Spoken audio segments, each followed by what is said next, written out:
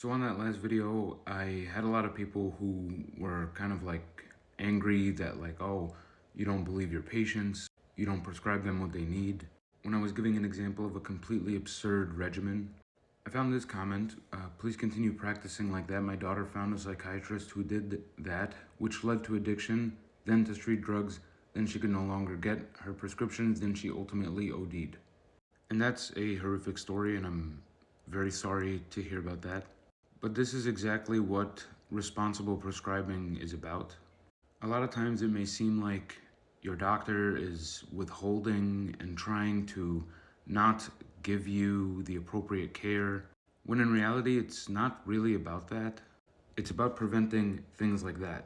And look, if substance use disorders were something that we could fully have insight and control, then, if you ask for X, Y, and Z pills, I can give them to you.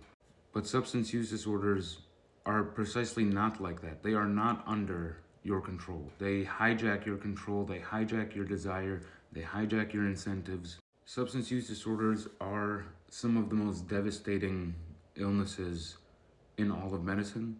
Everyone knows at least someone who is struggling with something or has struggled with something or has died from something related to substance use. And I certainly can't control what's out there on the streets, but the last thing I want to do is start an issue in my practice with the people that I am presumably supposed to be helping. That is not to say I never prescribe controlled substances, I do.